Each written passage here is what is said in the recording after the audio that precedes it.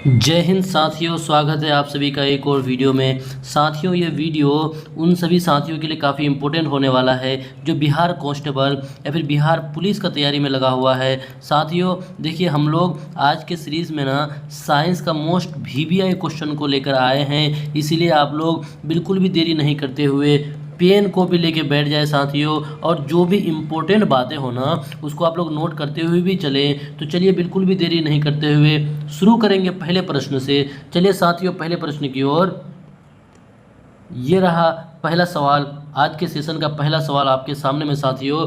पढ़िए आप लोग। क्या है कि जब चलती बस का चालक अचानक ब्रेक लगाता है तो उसमें बैठे यात्री आगे की दिशा में गिर जाते हैं, इसे समझाया जा सकता है। इसे कैसे समझाया जा सकता है साथियों? क्या आपका सापेक्षता के सिद्धांत द्वारा समझाया जा सकता है, या फिर न्यूटन के प्रथम नियम द्वारा समझाया जा सकता है, या फिर न्यूटन के दूसरे नियम द्वारा समझाया जा सकता है, या फिर न्यूटन के तीसरे नियम द्वारा समझाया जा सकता है? बताइए साथियों। देखिए, आप सभी साथी सफ़र जरूर किए हैं, और सफ़र में जब आप बस में या फिर किसी गाड़ी में बैठते हैं तो गाड़ी जब चलती है और अचानक ब्रेक होता लगता है साथियों, तो क्या होता है कि आपका ना ऊपर वाला जो पोर्शन है वो आगे की ओर चले जाता है। उसी तरह से फिर जब गाड़ी रुकी हुई रहती है और अचानक जब चलना शुरू होता है तो आपका जो ऊपर वाला पोर्शन है वो पीछे की ओर चले जाता है। इसको आप कैसे समझिएगा? तो ये आपका न्यूटन साहब जो है ना, न्यूटन साहब के प्रथम नियम द्वारा इसको समझा जा सकता है। किसके द्वारा साथियों? न्यूटन साहब के प्रथम नियम द्वारा समझा जा सकता है। इस सवाल का आपका जवाब हो जाएगा ऑप्शन बी। और यहाँ से एक बात ये भी आप ध्यान रखिएगा कि न्यूटन साहब के जो प्रथम नियम है ना, इसको एक और नाम से जाना जाता है और उसको बोलते हैं जड़त्व का नियम। कौन सा नियम साथियों? जड़त्व का नियम भी कहा जाता है। इस बात को भी आप ध्यान रखिएगा कि न्यूटन साहब के जो प्रथम नियम है उसको जड़त्व का नियम के नाम से भी जाना जाता है। चलिए इसके बाद बढ़ते हैं अगले प्रश्न की ओर। तो बताइए साथियों, पहला सवाल आज के सेशन का कैसा लगा? बोलिए, मज़ेदार सवाल है कि नहीं? चलिए एक के बाद बढ़ेंगे, दूसरे सवाल की ओर बढ़ते हैं साथियों। देखिए दूसरा सवाल कि पदार्थ के तापमान में परिवर्तन के दौरान आपूर्ति की गई ऊष्मा ऊर्जा किस रूप में संग्रहित होती है? फटाफट आप लोग बताइए कि तापमान में परिवर्तन के दौरान आपूर्ति की गई ऊष्मा ऊर्जा किस रूप में संग्रहित रहती है साथियों? क्या ताप ऊर्जा के रूप में, या फिर गतिज ऊर्जा के रूप में, या फिर स्थितिज ऊर्जा के रूप में, या फिर साथियों गतिज एवं स्थितिज ऊर्जा दोनों रूप में? बताइए साथियों, इस सवाल का क्या जवाब हो जाएगा? तो देखिए, इस सवाल का आपका जवाब क्या होगा कि तापमान में परिवर्तन के दौरान आपूर्ति की गई ऊष्मा ऊर्जा वो आपका किस रूप में संग्रहित रहती है साथियों? तो आपका गतिज रूप में, किसमें? गतिज ऊर्जा के रूप में वो आपका संग्रहित रहती है। किसमें? गतिज ऊर्जा के रूप में संग्रहित रहती है। साथियों यहाँ से आप एक फॉर्मूला ध्यान रखिएगा, जो गतिज ऊर्जा है इसको काइनेटिक एनर्जी कहते हैं, और काइनेटिक एनर्जी बराबर फॉर्मूला क्या होता है? Half M V square. कभी कभी सीधे एग्जाम में ये फॉर्मूला से भी सवाल पूछ दिया जाता है, काइनेटिक एनर्जी बराबर क्या होता है? तो आपका हाफ एम वी स्क्वायर हो जाएगा साथियों। फिलहाल इस सवाल का आपका जवाब क्या हो जाएगा? ऑप्शन बी हो जाएगा। बोलिए, आज का सेशन आप लोगों को कैसा लग रहा है? अगर आप लोगों के अंदर जुनून है वर्दी का तो आप लोग हर दिन मेहनत कीजिए साथियों, और क्लास करें हर दिन। इसी तरह से मेहनत करते चलते हैं। दो के बाद तीसरे प्रश्न की ओर। देखिए तीसरा प्रश्न आपके सामने में है। प्रश्न तीसरा है कि निम्नलिखित में से कौन सा पदार्थ उस कांच के बर्तन की दीवारों को गीला नहीं करता जिसमें इसे रखा जाता है? बताइए, इन चारों में से कौन सा पदार्थ होगा कि उसको जिस बर्तन में रखा जाता है उसकी दीवारों को वो गीला नहीं करता है? क्या साथियों आपका पानी है, या फिर आपका अल्कोहल है, या फिर आपका पारा है, या फिर साथियों फिनोल है? बताइए फटाफट इस सवाल का जवाब दीजिए। तो देखिए, आप सबको बताते चलें कि पारा जो है ना साथियों, पारा इसको किसी भी कांच के बर्तन में रखिएगा तो ये उसके दीवारों को गीला नहीं करता है साथियों। और इसी गुण के कारण ना, पारा के इसी गुण के कारण इसी गुण के कारण ना साथियों, इसको किस में रखा गया है? इसका इस्तेमाल किस में किया जाता है? थर्मामीटर में। आप जानते हैं कि जो थर्मामीटर होता है ना साथियों, इसमें किसका इस्तेमाल किया जाता है? पारा का इस्तेमाल किया जाता है। क्यों किया जाता है? क्योंकि वो कांच की दीवारों को गीला नहीं करता है। और पारा के बारे में कुछ बातें, इंपॉर्टेंट बातें आप जान लीजिए जो सीधे आपके एग्जाम में पूछे जा सकते हैं कि पारा क्या है साथियों? एकमात्र धातु है। क्या है? एकमात्र धातु है जो आपका कौन सा अवस्था में पाया जाता है? द्रव अवस्था में पाया जाता है। इस बात को भी आप ध्यान रखिएगा। यानी लिक्विड फॉर्म में पाया जाने वाला एकमात्र आपका धातु है। कौन है वो? आपका पारा है साथियों। और इससे रिलेटेड कुछ और भी सवाल पूछे जा सकते हैं आपको, जिसको आप नोट कर लीजिए साथियों कि पारा का ना प्रमुख अयस्क, क्या साथियों? प्रमुख अयस्क इस बात को भी आप ध्यान रखिएगा। इसका अगर प्रमुख अयस्क आपको पूछ दे तो आपको घबराना नहीं है साथियों। इसका प्रमुख अयस्क कौन हो जाता है? सीने बार हो जाता है। कौन था साथियों? सीने बार। सीने बार पारा का प्रमुख अयस्क है। इसका अगर सूत्र पूछे तो HGS हो जाएगा। इस बात को आप ध्यान रखिएगा साथियों। तो इस सवाल का आपका जवाब हो जाएगा ऑप्शन सी। बाकी सब बातों को भी आप लोग नोट करते हुए चलिएगा। चलिए बढ़ेंगे 3 के बाद चौथा प्रश्न की ओर। बोलिए आज का सेशन आप लोगों को कैसा लग रहा है? इसी तरह कंटिन्यू आप लोग मेहनत करते चले साथियों, फल जरूर मिलेगा आप लोगों को। चलिए चौथा प्रश्न है कि शकरकंद एक भूमिगत संरचना है जो भोजन का भंडारण करती है। ठीक है, इस पौधे में भोजन कहाँ बनता है? बताइए साथियों। जो शकरकंद है ना, शकरकंद वो भूमिगत संरचना यानी भूमि के अंदर पाया जाता है, जो क्या करता है? भोजन का भंडारण करती है। बोला है कि ये जो आपका शकरकंद का पौधा है इसमें भोजन कहाँ पे बनता है साथियों? क्या भोजन पत्तियों में बनता है, या फिर फल में बनता है, या फिर तना में बनता है, या फिर जड़ में बनता है? साथियों आप जानते हैं कि जनरली पौधों में ना, पेड़ पौधों में जनरली पेड़ पौधों में भोजन कहाँ बनता है? तो उसका पत्तियों में बनता है। कहाँ बनता है साथियों? पत्तियों में बनता है। इसीलिए पत्तियों को क्या कहा जाता है? पत्तियों को, पादपों का क्या कहा जाता है साथियों? किचन रूम कहा जाता है। क्या कहा जाता है? किचन रूम कहा जाता है, यानी किचन कहा जाता है। इस बात को भी आप ध्यान रखिएगा कि पत्तियों को, पादपों का क्या कहा जाता है? किचन कहा जाता है, यानी रसोई घर कहा जाता है। तो साथियों ध्यान रखिएगा कि इस पौधों में भोजन कहाँ बनती है। तो ये आपका भोजन कहाँ बनेगा साथियों? ये आपका पत्तियों में ही बनेगा। कहाँ बनेगा? पत्तियों में ही भोजन बनेगा। इस बात को आप ध्यान रखिएगा साथियों। और यहाँ से कुछ बातें और आप ध्यान रखिए। इसका ना भोजन संग्रह कहाँ होता है? अगर ये पूछ दे कि अगर शकरकंद में ये सवाल पूछ दे कि भोजन संग्रह यानी भोजन जमा कहाँ रहता है, भोजन संग्रह कहाँ होता है साथियों, इस बात को अगर पूछ दे आपके एग्जाम में तो आप ध्यान रखिएगा वो आपका कहाँ पे होता है साथियों? जड़ में होता है। कहाँ पे? भोजन संग्रह कहाँ होता है? जड़ में होता है। इस बात को आप ध्यान रखिएगा साथियों। अगर और पूछ दे कि हम लोग शकरकंद का कौन सा भाग को खाते हैं, हम लोग शकरकंद को जो खाते हैं ये आपका कौन सा भाग है, तो हम लोग ना शकरकंद का जड़ भाग खाते हैं। कौन सा भाग साथियों? शकरकंद का कौन सा भाग साथियों? जड़ भाग खाते हैं। कौन भाग? जड़ भाग खाते हैं। इन सभी बातों को भी आप ध्यान रखिएगा साथियों। तो बताइए आज का सेशन आप लोगों को कैसा लग रहा है? तो इस सवाल का आपका जवाब क्या हो जाएगा साथियों? इसका जवाब हो जाएगा ऑप्शन ए हो जाएगा। चलिए बढ़ेंगे इसके बाद अगले प्रश्न की ओर। 4 के बाद 5वां प्रश्न की ओर बढ़ते हैं साथियों।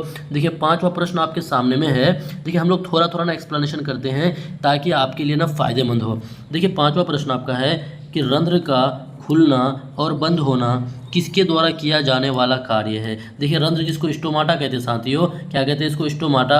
और इसी की सहायता से क्या करता है? पेड़ पौधा जो है सांस लेता है। इसी की सहायता से पेड़ पौधा क्या करता है साथियों? सांस लेता है। जिसको क्या बोलते हैं? स्टोमाटा कहते हैं, और उसको रंध्र बोला जाता है हिंदी में। साथियों बताइए रंध्र का खुलना और बंद होना किसके द्वारा होता है?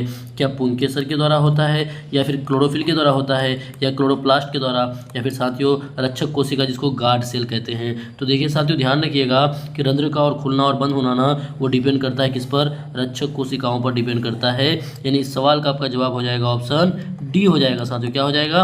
ऑप्शन डी हो जाएगा। इसको आप ध्यान रखिएगा। किस पर डिपेंड करता है? रंध्र का खुलना और बंद होना वो आपका गार्ड सेल पर डिपेंड करता है। ठीक है साथियों, चलेंगे 5 के बाद 6ठा प्रश्न की ओर चलेंगे। और साथियों ध्यान रखिएगा ये वाला सवाल ना एक बार नीट में भी पूछा गया था। किस पे? नीट में भी पूछा गया था। हालांकि इस बार वाला जो नीट का क्वेश्चन था काफ़ी टफ था साथियों। चलेंगे 5 के बाद 6ठा प्रश्न की ओर। देखिए प्रश्न संख्या 6 आपका। 6ठा प्रश्न आपका क्या है कि गन्ने का लाल सरण यानी रेड रॉट किसके कारण होता है? देखिए कभी कभी देखिएगा गन्ने में ना अंदर में क्या होता है? लाल रंग हो जाता है। गन्ना हम लोग शौक से खाते हैं तो क्या होता है ना कि गन्ने का ना अंदर में क्या होता है? लाल रंग हो जाता है। तो वो लाल रंग किसके कारण होता है? बताइए साथियों। क्या आपका फाइटोप्थोरा इन्फेस्टेंट के कारण, या फिर साथियों अल्टरनेरिया अल्टरनाटा के कारण, या फिर साथियों ऑप्शन सी कोलेटोट्रिकम फैल्टम के कारण, या फिर साथियों सीरोस्पोरा परसोनाटा के कारण। देखिए व्हाट्सअप थोड़ा थोड़ा टफ है, कोई बात नहीं। गन्ने का जो लाल सरण है ना साथियों, इसको रेड रॉट कहते हैं। वो किसके कारण होता है? आप गन्ने खाए हैं और गन्ना में देखिएगा कभी कभी चिबाते उसका ना अंदर में ना लाल रंग का हो जाता है। तो साथियों ये लाल रंग किसके कारण होता है? तो आप ध्यान रखिएगा ऑप्शन सी को पढ़िए आप लोग साथ में। क्या लिखा हुआ है?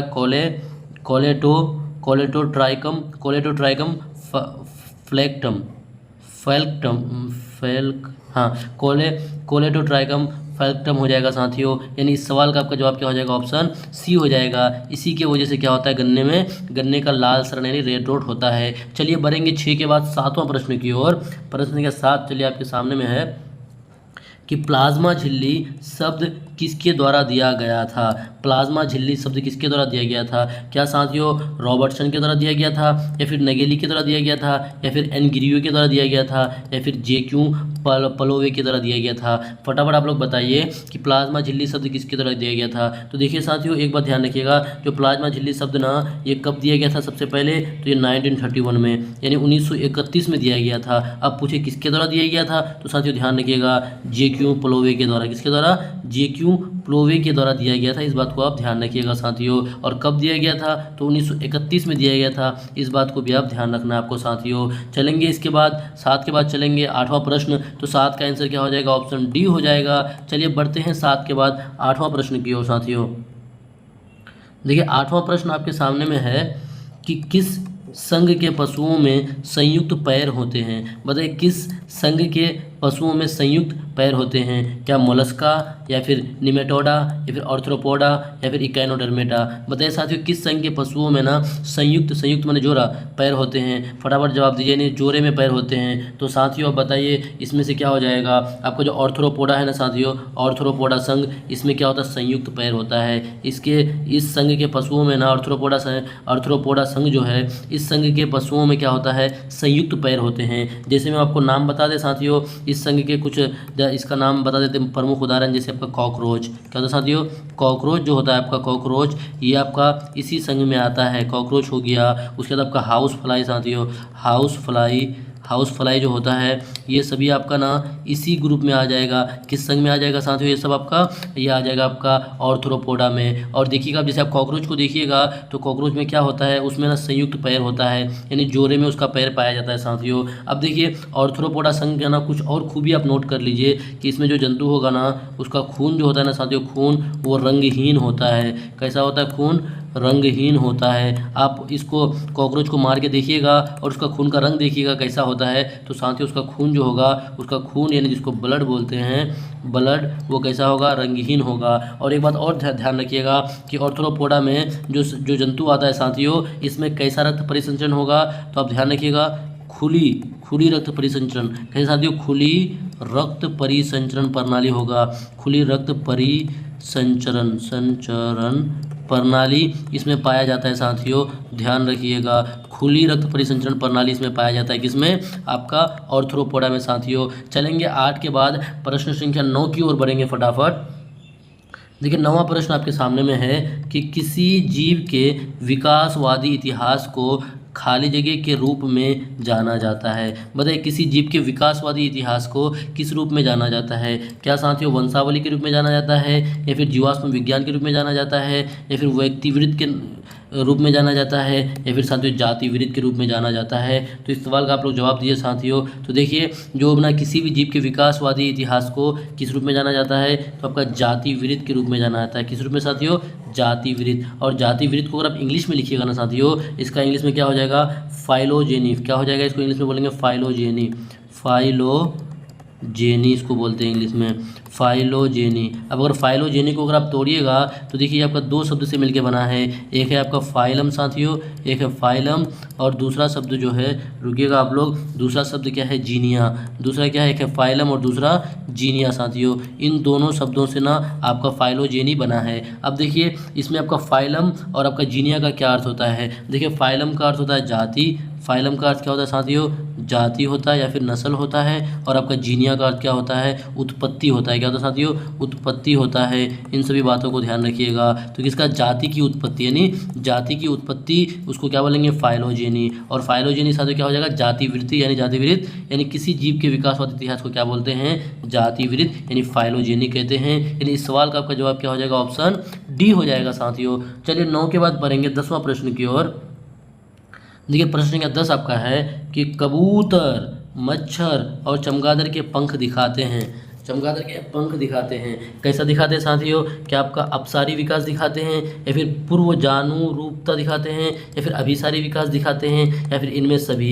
बताइए साथियों, कबूतर, मच्छर और चमगादड़ के पंख कैसे दिखाते हैं? तो साथियों ये आपका होते हैं अभिसारी विकास। कैसा होते हैं? अभिसारी विकास होते हैं। यानी इस सवाल का आपका जवाब हो जाएगा ऑप्शन सी हो जाएगा। यहाँ से कुछ बातें और आप लोग जान लीजिए साथियों, जो आपके एग्जाम में पूछे जा सकते हैं। जो अभिसारी विकास होता है ना साथियों, इसमें कुछ बात और आप जान लीजिए। क्या जान लीजिए कि संरचनात्मक रूप से ना ये कैसा होता है? संरचनात्मक रूप से, आप लोग भी लिख लीजिएगा, संरचनात्मक रूप से भिन्न।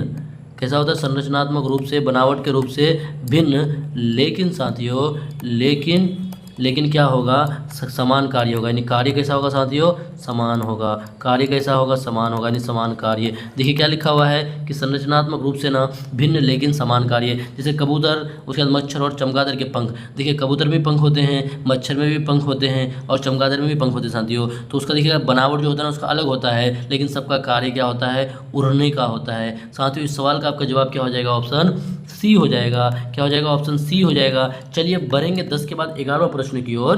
11वां प्रश्न, तो बताइए आप लोगों को आज का सेशन कैसा लग रहा है साथियों? आज का सेशन मज़ा आ रहा है कि नहीं आ रहा है? देखिए 11वां प्रश्न है कि बैसिली बैक्टीरिया है जो होते हैं। 11वां प्रश्न आपका, जो बैसिली बैक्टीरिया है ना साथियों, वो कैसा होते हैं? क्या वो कॉमा के आकार के, यानी कॉमा के आकार के, या फिर छड़ के आकार का, या फिर सर्पिल यानी कुंडलित आकार का, या फिर गोलाकार आकार का? तो इसको ना आप लिख लीजिएगा कि बैसिली बैक्टीरिया किसके आकार का होता है साथियों? आपका छड़ के आकार का होता है। कैसा होता है? छड़ के आकार का होता है। हम लोगों को यहाँ पे साथ में ना पिक्चर लेके आना था, सॉरी दोस्तों, कोई बात नहीं। हम लोग नेक्स्ट वीडियो से कोशिश करेंगे कि साथ में ना उसका पिक्चर भी रहे कोई भी प्रश्न का, ताकि उससे ना आपको बेहतर तरीके से समझ में आए। तो ध्यान रखिएगा, बैसिली बैक्टीरिया होते हैं वो कैसा होता है? छड़ के आकार का होते हैं। यानी इस सवाल का आपका जवाब क्या हो जाएगा? ऑप्शन बी हो जाएगा। चलिए 11 के बाद बढ़ेंगे 12वां प्रश्न की ओर।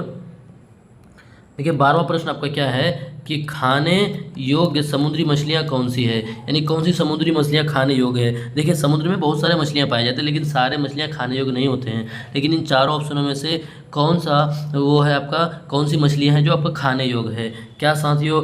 कतला और रोहू और हिल्सा, या फिर हिल्सा, कॉमन कॉर्प, या फिर मैकेरल, या फिर साथियों हिल्सा, पॉम्फ्रेट, या फिर मैकेरल, और इनमें से कोई नहीं? फटाफट आप लोग बताइए कि आपका कौन सा खाने योग्य समुद्री मछलियाँ कौन सी है? तो देखिए खाने योग्य ना समुद्री मछलियाँ आपका हिल्सा, पॉम्फ्रेट और मैकेरल है। कौन है? हिल्सा, पॉम्फ्रेट और मैकेरल, ये आपका खाने योग्य समुद्री मछली की बात बोला है। ये समुद्री मछली है साथियों। और समुद्री मछली, समुद्र का पानी कैसा होता है? खारा होता है, यानी नमकीन होता है साथियों। ठीक है, तो इस सवाल का आपका जवाब क्या हो जाएगा? ऑप्शन सी हो जाएगा। चलिए बढ़ेंगे 12 के बाद 13वां प्रश्न की ओर। देखिए 13वां प्रश्न है कि निम्नलिखित में से कौन सी सबसे कठोर धातु है? देखिए सबसे कठोर धातु की बात की है साथियों। क्या आपका सोना हो जाएगा, या फिर आपका लोहा हो जाएगा, या प्लेटिनियम हो जाएगा, या टंगस्टन हो जाएगा? फटाफट इस सवाल का आप लोग जवाब दीजिए साथियों, फटाफट आप लोग जवाब दीजिए। तो देखिए सबसे कठोर धातु की बात की है, तो सबसे कठोर धातु इन चारों ऑप्शनों में से क्या हो जाएगा? आपका टंगस्टन हो जाएगा। क्या हो जाएगा साथियों? टंगस्टन हो जाएगा। इस बात को आप ध्यान रखिएगा। और आप जानते हैं कि टंगस्टन का उपयोग कहाँ पे होता है? जो आपका विद्युत बल्ब होता है ना साथियों, विद्युत बल्ब जो होता है, विद्युत बल्ब में फिलामेंट के रूप में, विद्युत बल्ब के फिलामेंट के रूप में किसका इस्तेमाल किया जाता है? टंगस्टन धातु का इस्तेमाल किया जाता है। इस बात को भी आप ध्यान रखिएगा। विद्युत बल्ब में फिलामेंट के रूप में, विद्युत बल्ब के फिलामेंट के रूप में साथियों ध्यान रखिएगा किसका इस्तेमाल किया जाता है? टंगस्टन धातु का इस्तेमाल किया जाता है। और अगर पूछता कि सबसे कठोर पदार्थ, अगर ये पूछ देता साथियों कि सबसे कठोर पदार्थ की अगर बात करता, तो सबसे कठोर पदार्थ आपका क्या हो जाता?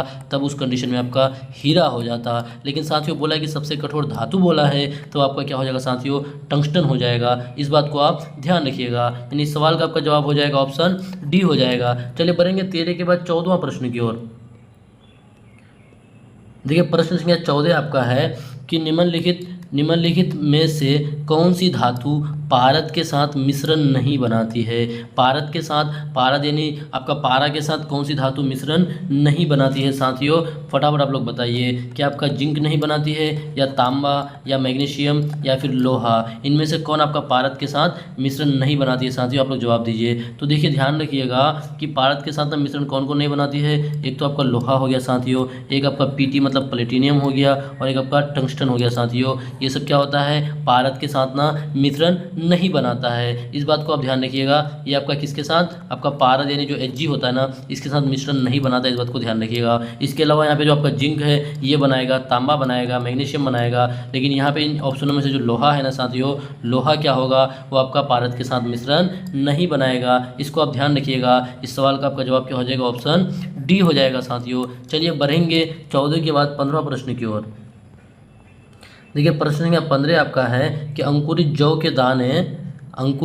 जौ के दानों के किण्वन से प्राप्त अल्कोहल को कहा जाता है। बताइए अंकुरित जौ के दानों के किण्वन से प्राप्त अल्कोहल को क्या कहा जाता है? क्या उसको बियर कहते हैं, या वाइन कहते हैं, या वोडका कहते हैं, या रम कहते हैं? फटाफट इस सवाल का जवाब दिए साथियों। तो देखिए अंकुरित जौ के दानों के किण्वन से प्राप्त अल्कोहल को क्या कहा जाता है? तो उसको बियर कहते हैं साथियों। इस बात को आप ध्यान रखिएगा। उसको क्या बोलेंगे? उसको बियर बोलेंगे। यानी 15 का आंसर क्या हो जाएगा? ऑप्शन ए हो जाएगा। चलिए बढ़ेंगे 15 के बाद 16वां प्रश्न की ओर।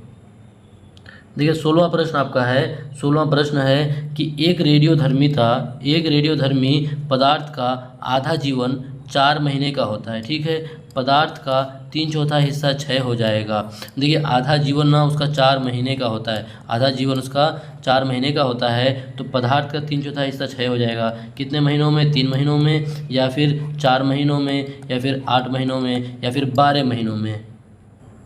तो साथियों फटाफट आप लोग बताइए।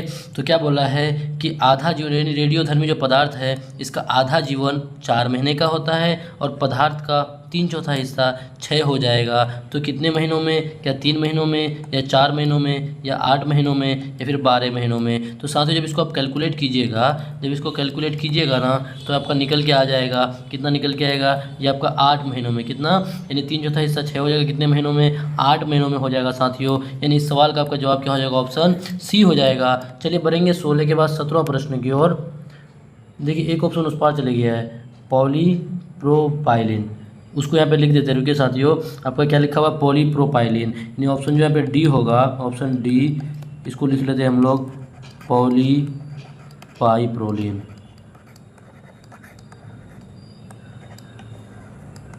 पॉलीपाइप्रोलिन, ये ऑप्शन डी हो जाएगा। आप बताइए कि बर्तनों के लिए नॉन स्टिक सतह कोटिंग बनाने के लिए उपयोग किया जाने वाला पॉलीमर है। बताइए फटाफट साथियों कि बर्तनों के लिए नॉन स्टिक सतह कोटिंग बनाने के लिए उपयोग किया जाने वाला पॉलीमर कौन सा है? क्या आपका हो जाएगा पॉलीविनाइल क्लोराइड, या फिर साथियों टेफ्लॉन, या फिर पॉलीस्टाइरिन, या फिर साथियों पॉलीपाइप्रोलिन। बताइए साथियों इन चारों ऑप्शनों में से क्या हो जाएगा? तो देखिए आप ध्यान रखिएगा, जो आपको बर्तनों के लिए नॉन स्टिक सतह कोटिंग बनाने के लिए उपयोग किया जाने वाला जो पॉलीमर है ना साथियों, वो आपका हो जाता है टेफ्लॉन हो जाता है। कौन हो जाता है? टेफ्लॉन हो जाता है। इस बात को आप ध्यान रखिएगा। यानी टेफ्लॉन का इस्तेमाल किया जाता है, इसको आप ध्यान रखिएगा साथियों। और टेफ्लॉन के बारे में आप ध्यान रखिए कि आपका क्या है? टेफ्लॉन आपका जो है साथियों, ये आपका कार्बनिक यौगिक है। क्या है?